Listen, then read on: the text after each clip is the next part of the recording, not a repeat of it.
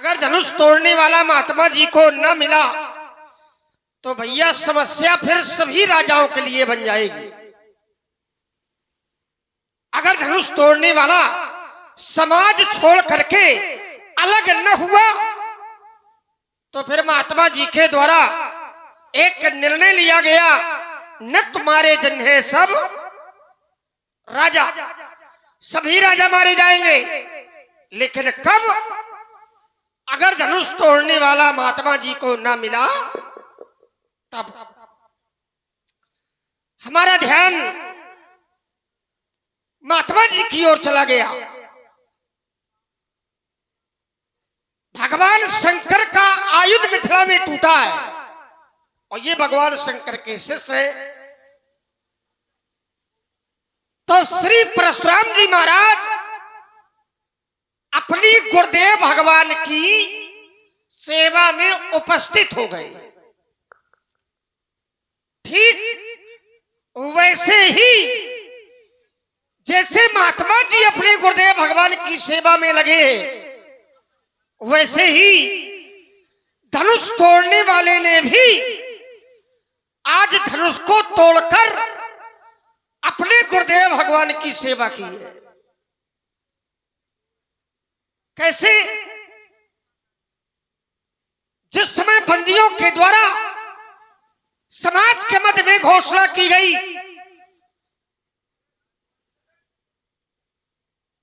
बोले बंदी बचन मर और सुनऊ सकल महिपाल, प्रणव देकर खाई हम भुजा उठाई विशाल। सोई फुरार को दंड कठोरा, राज समाज आज जो तोरा, त्रिभुवन जय समेत वैदेही और विनय विचार परो हट। जिस समय बंदियों के द्वारा समाज के मध्य में पल की घोषणा की गई, सभी राजा धनुष तोड़ने के लिए उत्सुक हुए। लेकिन कुछ राजा धनुष तोड़ने के लिए गए, उठा नहीं पाए। श्रीहद भय हार ही राजा और बैठे निज निज जाई समाजा। श्रीहद हो गए और जिस समय श्रीहद होकर सभी राजा अपने अपने आसनों पर जाकर बैठ गए तो राजा जनक ने देखा धनुष कोई नहीं तोड़ पाया। और जनक जी को जिस समय यह दृश्य दिखाई पड़ा श्रीहद भय, तो हुआ क्या? और राजाओं को देखकर राजा जनक व्याकुल हो गए, अधीर हो गए। और राजा जनक ने कह दिया, अब चल को माखे बटमानी, वीर विहीन मही मैं जानी। धरती में कोई वीर नहीं है। वैसे ही धनुष तोड़ने वाले के गुरुदेव भगवान ने शुभ समय को जाना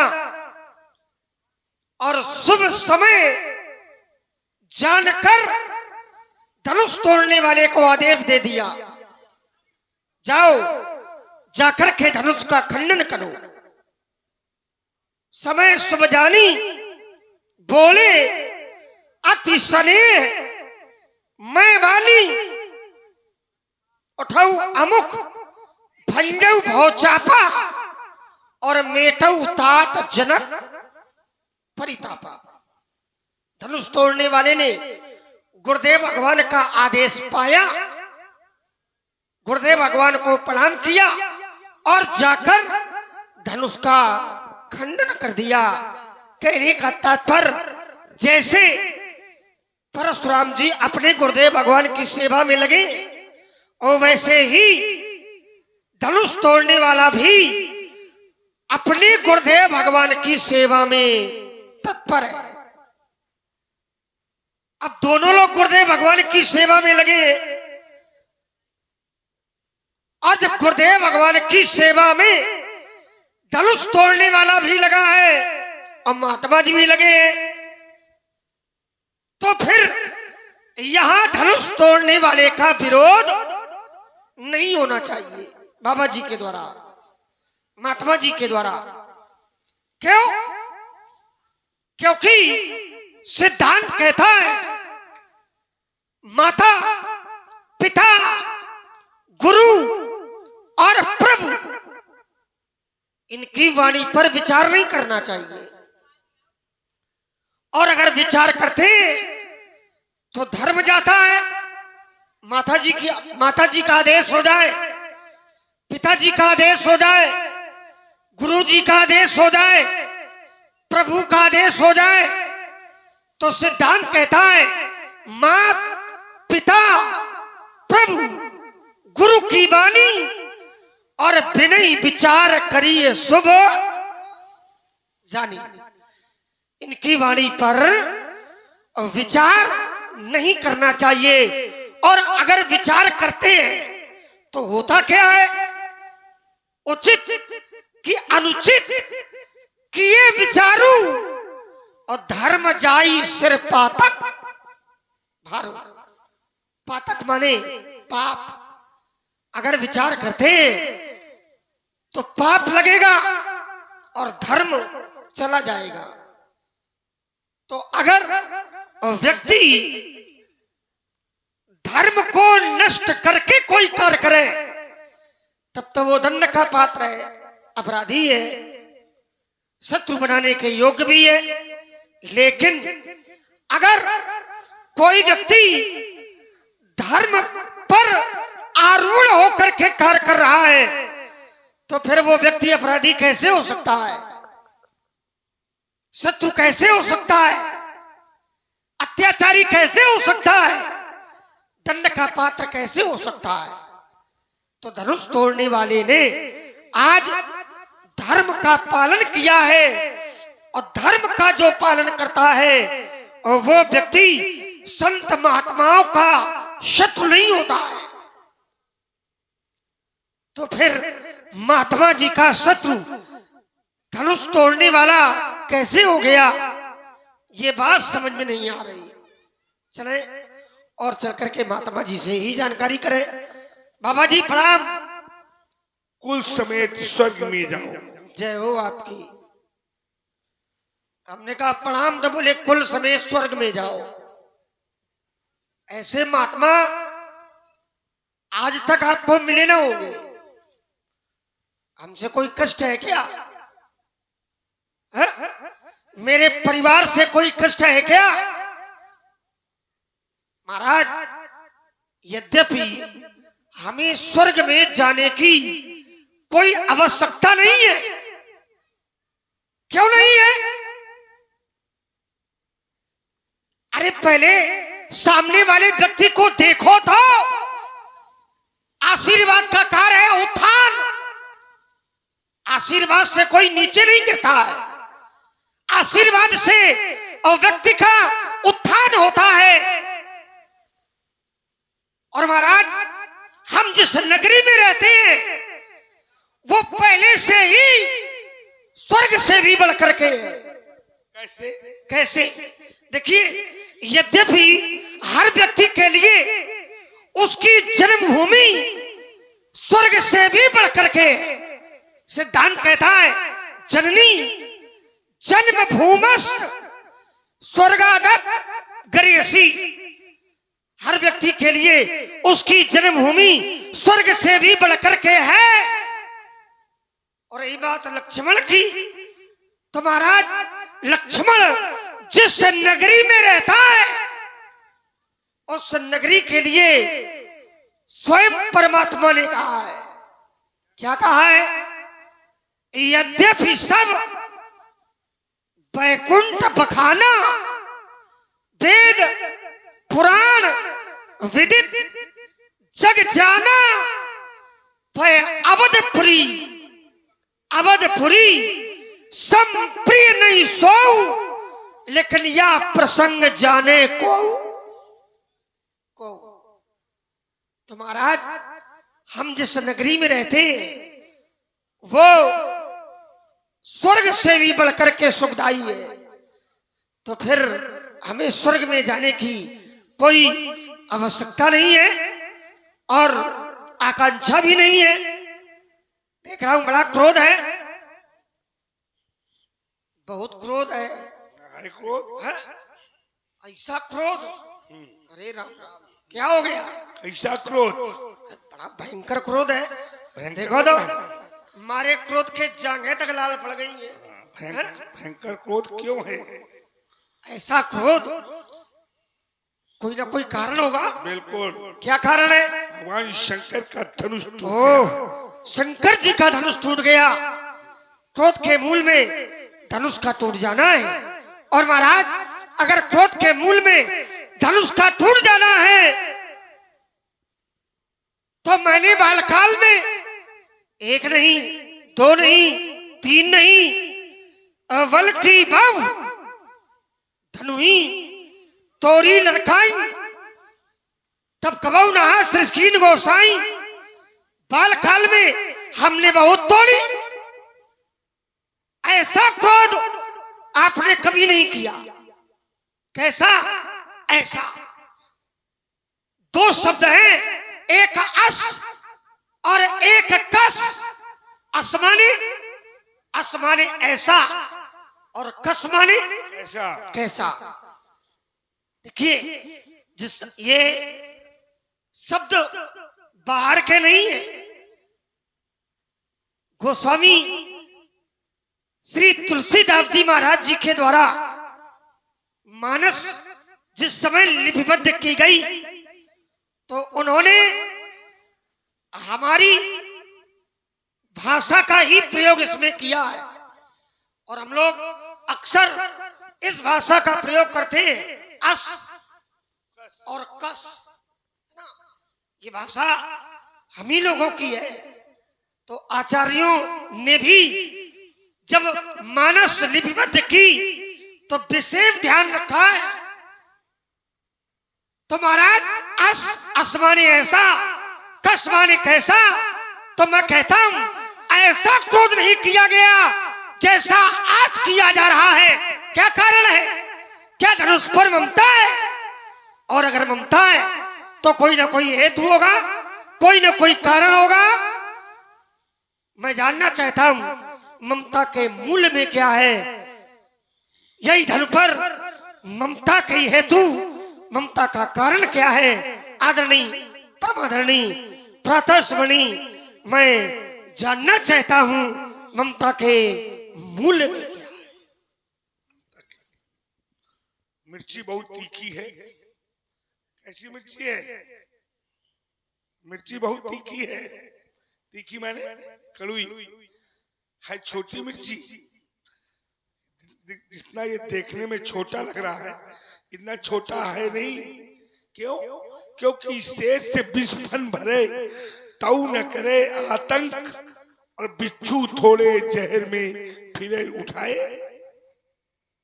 शेष विस्फन भरे, विष से भरा हुआ होता है, लेकिन कबहू न करे आतंक, अब बिच्छू थोड़े जहर में फिरे उठाए डंक। हमने कहा था ये बालक है और बालक अपने मनमानी बात कह रहा है। क्यों? क्योंकि अभी जब हमने विश्वामित्र से कहा था कि बालक है, ये क्षत्रिय राजकुमार है, इनको आशीर्वाद मत दिलाओ, तो उन्होंने कहा था नहीं, इनको आशीर्वाद दे दो। हमने आशीर्वाद दे दिया था, लेकिन मैं जानता था ये कहीं ना कहीं गड़बड़ करेगा और करने लगा। जैसे एक कुटी में एक महात्मा रहते थे, उसी कुटी में एक मूषक रहता था। कौन कौन? एक महात्मा एक कुटी में रहते थे, उसी कुटी में एक मूषक रहता था। महात्मा भगवान की उपासना करते थे और उपासना करने के बाद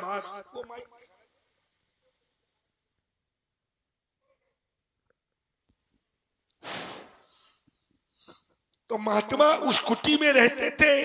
रहने के बाद महात्मा जो कुछ बनाते थे भगवान को भोग लगाते थे, स्वयं ग्रहण करते थे और किसको दे देते थे? बचा हुआ भोजन उस मूषक को दे देते थे। मूषक धीरे धीरे बड़ा हुआ, बड़ा हो गया।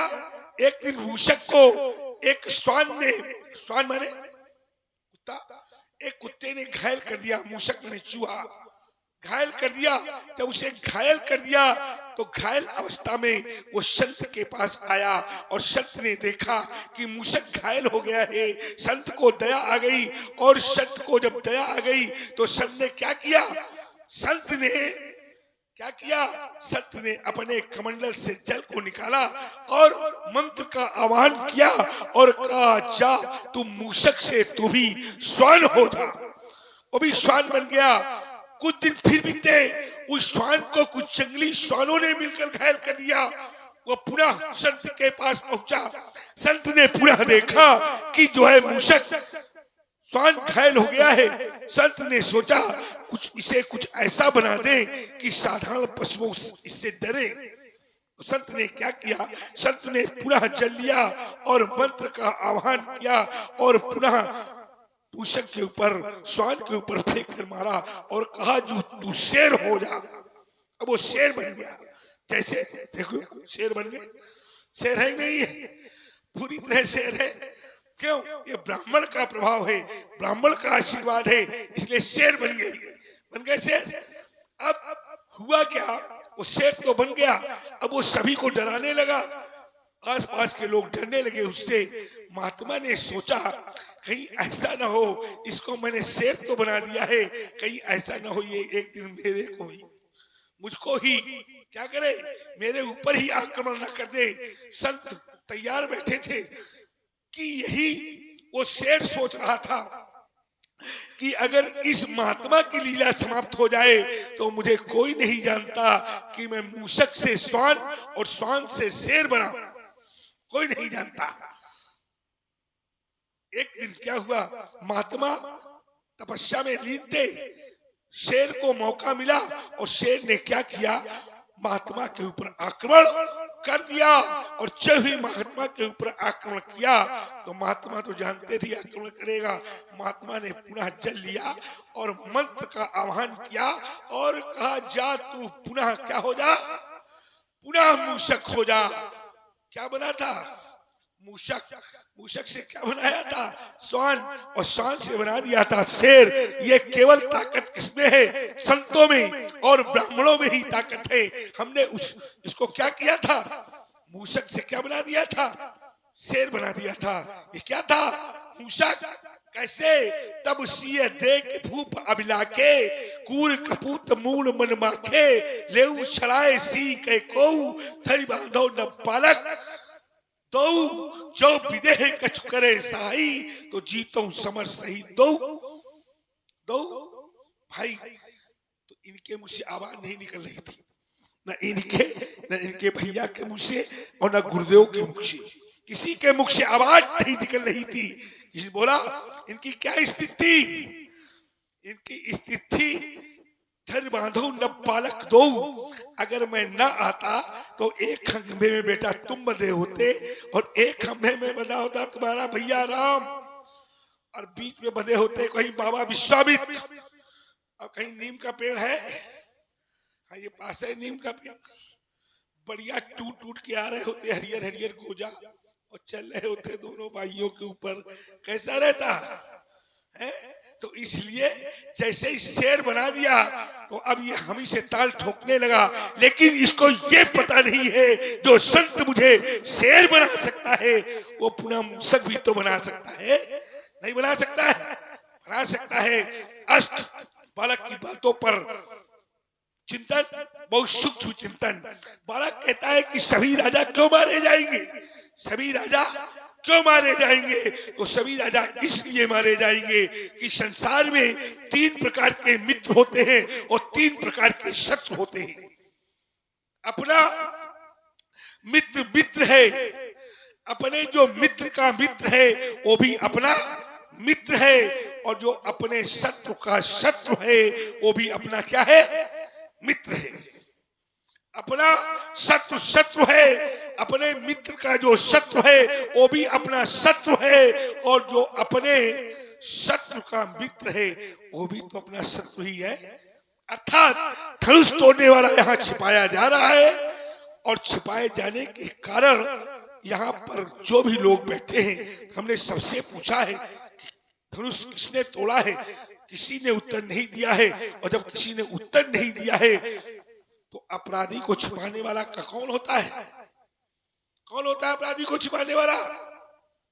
अरे कोई अपराध करके आपके घर में आ जाए और आप उसको शरण दे दें तो क्या आप बचेंगे? नहीं बचेंगे, क्योंकि अपराधी को छिपाने वाला भी अपराधी होता है, होता है। तो इसलिए मारे जाइए सब, एक नहीं बचेगा, सभी मारे जाएंगे। तुम्हारी पहली बात का उत्तर। दूसरी बात, तुम कहते हैं कि गुरु की प्रेरणा से धनुष टूटा है, गुरु की आज्ञा से धनुष टूटा है, और आप गुरु की प्रेरणा से आए हैं। मैं गुरु की प्रेरणा से आया हूं, गुरु की आज्ञा से धनुष टूटा है। अगर बेटा गुरु की आज्ञा से धनुष टूटा है तो एक बात मैं अभी बदलाए दे रहा हूं, अगर गुरु की आज्ञा से धनुष टूटा है तो धनुष तोड़ने वाले का कोई बाल बाका नहीं कर सकता।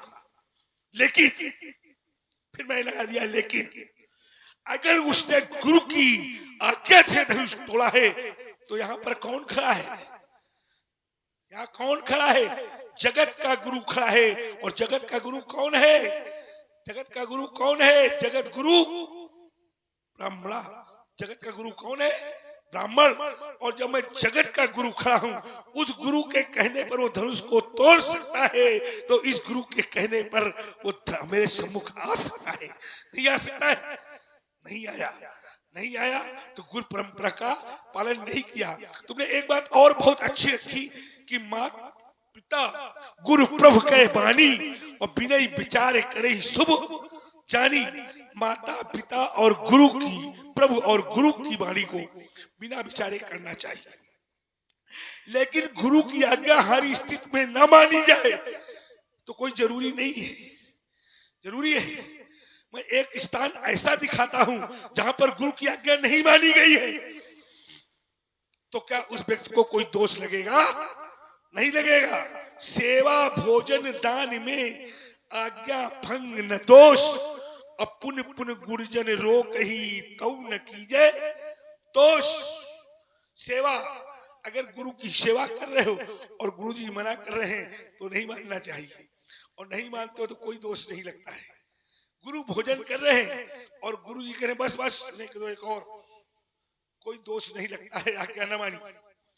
सेवा भोजन दान में गुरु जी को दक्षिणा दे रहे हो और गुरु जी कह रहे नहीं बस इतना बहुत बेटा, लो नहीं गुरु जी आओ। दान में, सेवा भोजन दान में आज्ञा भंग न दोष, और पुण्य पुण्य गुरुजन रोक ही, गुरु बार बार रोके भी तो न कीजिए दोष, तभी संतोष नहीं कीजिए। यहाँ पर गुरु की आज्ञा नहीं मानी गई तो क्या आज्ञा नहीं माना जिसने, क्या उसको कोई दोष लगा? नहीं लगा, लगा नहीं लगा। और बता रहा हूं आपको, कौन? राजा बलि ने, राजा महाबली ने क्या किया था? शुक्राचार्य उनके गुरु थे। जब 52 अवतार हुआ था तो 52 अवतार में 3.5 पग भगवान हरि ने विष्णु धरती मांगी थी, तो शुक्राचार्य जी जान गए थे ये कौन है। तो क्या कहा था? रोकने के लिए कहा था कि नहीं ये दान मत दो। तो राजा ने कहा था नहीं, हमने त्रिवाचा हरा है, मैं दान दूंगा। तो क्या किया था गुरु ने? गुरु ने जाकर के वहां बैठ गए थे। गुरु जहां से जल निकलता है। और तो क्या किया था भगवान विष्णु ने? भगवान विष्णु ने क्या डाला था उसमें? लकड़ी, जिससे उनकी एक आंख ही उस गुरु की चली गई थी। तो गुरु की आज्ञा हर जगह ना मानी जाए तो कोई दोष नहीं है। ये तुम्हारी बात का उत्तर। तीसरी बात तुमने रखी कि जो है बहु धनु ही तोरी लड़काई, बहुत लंबा हो जाएगा। बहु धनु ही तोरी लड़काई, कबहू न असली स्कीन गुसाई, यही धन पर ममता कई है तू। तुम कह रहे हो बहु धनु ही तोरी लड़काई, बहुत सारे धनुषों का खंडन तुमने बाल्यावस्था में किया, लड़काई में किया। तो लड़काई की उम्र क्या है? लड़काई की उम्र कितनी है? 5 वर्ष। कितनी है? 5 वर्ष। और 5 वर्ष का बालक कहाँ रहता है? 5 वर्ष का बालक अपने घर में रहता है, अपने घर में रहता है। तुम अपने घर में खूब धनुई बनाओ, खूब धनुई तोड़ो, तुम अपने घर का चूल्हा फोड़ो, तुम अपने घर में आग लगा दो, उससे क्या मतलब? लेकिन जो ये धनुष टूटा है, ये धनुष तुम्हारे पिताजी का नहीं है, ये धनुष भगवान शंकर का है। किसका है? भगवान शंकर का है, जो हमारे गुरु हैं, जो हमारे पिता हैं, उनका धनुष टूटा है। तो उनका धनुष टूटा है तो तुम कह रहे हो कबहू न असरिस कीन गोसाई। देखिए ये वाक्य बतलाता है कि लक्ष्मण कहीं ना कहीं मुझे पहले मिला है। कबहू न असरिस कीन गुसाई कह रहा है कभी ऐसा क्रोध आपने नहीं किया। अरे मैं क्रोध करता नहीं हूं, मैं हूं क्या पहले ये जानो, मैं क्या हूं। मैं क्रोध नहीं करता। मैं 4 प्रकार के अवतार होते हैं। कौन कौन से? अंशावतार, अंशंसा अवतार, पूर्णा अवतार और आवेशा अवतार। उसमें से आवेशा अवतार है मेरा। तो मैं क्रोध करता नहीं, आवेश में करता नहीं, मेरा आवेश अवतार ही है। यही बात है ना। एक धन पर ममता कई है तुम कह रहे हो इस धनुष पर इतनी ममता क्यों? तो इस धनुष पर मेरी ममता नहीं है, इस धनुष के प्रति मेरी श्रद्धा है, इस धनुष के प्रति मेरी आस्था है, इस धनुष के प्रति मेरी भक्ति है। क्यों? क्योंकि भगवान शंकर क्या है? भगवान शंकर ईश्वर है और ईश्वर की वस्तु में ममता होना ममता नहीं कहलाती, वो भक्ति कहलाती है। जैसे भगवान शंकर ईश्वर है, भगवान शंकर के त्रिशूल में ममता होना क्या है? ममता नहीं है। क्या है? भक्ति है। भगवान शंकर के डमरू में ममता होना ममता नहीं है। क्या है? भक्ति है। भगवान शंकर के जटाओं में ममता होना ममता नहीं है। क्या है? भक्ति है।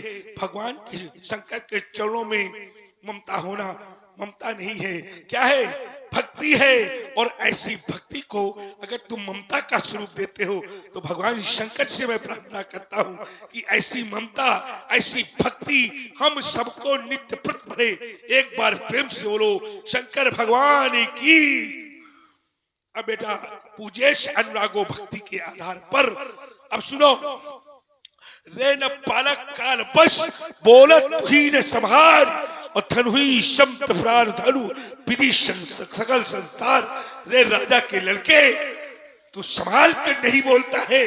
कहा तेरी छोटी छोटी सी धनुया और कहा भगवान शंकर का विशाल धनुष। दोनों की क्षमता एक समान करता है। एक समान क्या हो सकते हैं? नहीं। इसलिए सोच समझ कर बोलो। बोल कितना बोलना है, बोल कितना बोलना है। बोलने के प्रथम सोचो क्या तनिक टिक पाओगे, क्या तनिक टिक पाओगे। यदि बोलने का मन बनाया तो आज मुकी खाओगे। मैं तुम्हें ललकारता हूं, मैं तुम्हें ललकारता हूं। बोल कितना बोलना है, मुंह खोल कितना खोलना है। ईट के जवाब तू पत्थर से पाएगा। बोल कितना बोलना है, मुंह खोल कितना खोलना है। अरे प्रत्य के अपवाद बकबक तू नहीं भूला समाता इस विश्व के नरकेहरी को। अरे लखन तू आंखें दिखाता। तौल ले मम शक्ति को, तौल ले मम शक्ति को। जो कुछ तुझे तौलना है बोल, बोल कितना बोलना है। जब कहूं बोल तो बोल और जब कहूं चुप तो चुप। धड़कन बढ़ गई। याद रखना उन वैद्य को भी पास रखना। मुनि वचन सुनी लखन बोलता ये बोल है और ये सब बैठे देख रहे। इस ढोल के अंदर, इस ढोल के अंदर क्या है? बोल है। तो वो सब लोग देख रहे हैं, जान रहे हैं। कितना बोलना है। अब बोल। जब मैं कहूं बोल तो बोल। अब बोल। देखो वो सब लोग जानते हैं, है ना, कहाँ ढोल है कहाँ पोल है। इन्हें बताना न पड़ेगा क्योंकि ये मिथिला के लोग हैं और साधारण लोग नहीं है। कैसे लोग हैं? तो ये सब ज्ञान से युक्त है। हाँ, और कैसे हैं? पवित्र लोग हैं।